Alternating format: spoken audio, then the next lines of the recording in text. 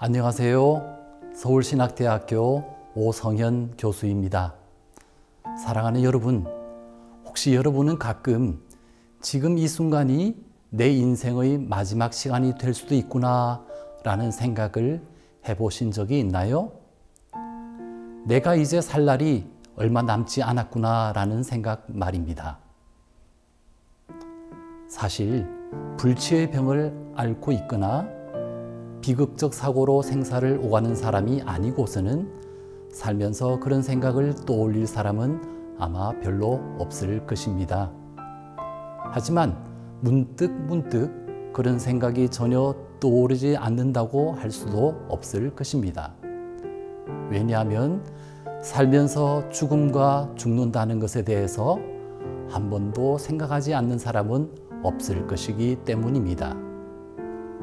그래서 여러분에게 한번 여쭙고자 합니다. 만일 여러분이 살아갈 시간이 얼마 남지 않았다면, 아니 이제 여러분이 단 일주일밖에 살 수 없는 운명이라면 여러분은 여러분에게 남은 마지막 일주일을 어떻게 보내시겠습니까? 여러분은 그 남은 시간에 어떤 일을 하시겠습니까? 좀 무거운 주제로 시작한 것 같지만 오늘 우리가 걸을 마가복음의 오솔길이 바로 이 예수님이 걸으셨던 마지막 일주일에 대한 것입니다. 기독교의 전통은 특히 우리가 오늘 읽는 마가복음 11장부터 16장까지를 주로 고난주간에 읽었습니다. 그 이유는 마가복음 11장부터 예수님의 고난과 순환이 주제로 부각되고 예수님이 십자가에 달려 죽을 때까지 행하시던 마지막 일들을 하루 단위로 전해주고 있기 때문입니다. 마가복음 11장은 예수님의 마지막 일주일 중에서 첫째 날, 둘째 날, 셋째 날의 일을 묘사하고 있습니다. 첫째 날의 일은 마가복음 11장 1절에서 시작하며 기독교에서 종료주일로 기념하는 일요일에 있었던 일에 해당합니다. 예수님은 순례자들과 함께 유월절이라는 명절에 예루살렘으로 들어가십니다. 이미 갈릴리 지방에서부터 예루살렘으로 이동하시는 예수님의 소문은 사람들의 입과 귀를 통해 전파되었습니다. 명절에 예루살렘을 방문하는 다른 순례자들의 무리와 함께 예수님은 나귀를 타고 예루살렘으로 입성하셨습니다.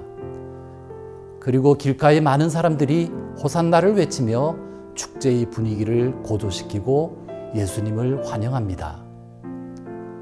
흡사 그 모습은 대관식에 참석하는 왕의 모습과도 같고 전쟁에서 승리한 개선 장군의 행렬 같기도 했습니다.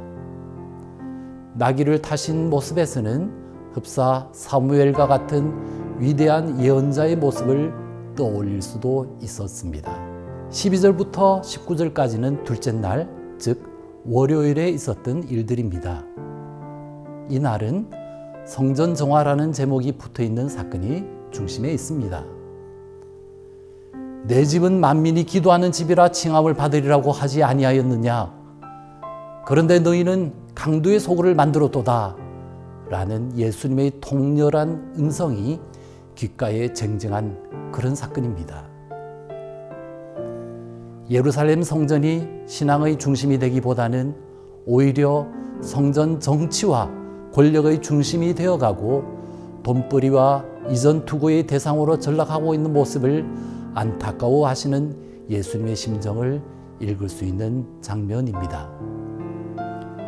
이제 20절부터 끝까지는 셋째 날인 화요일에 있었던 일을 볼 수가 있습니다.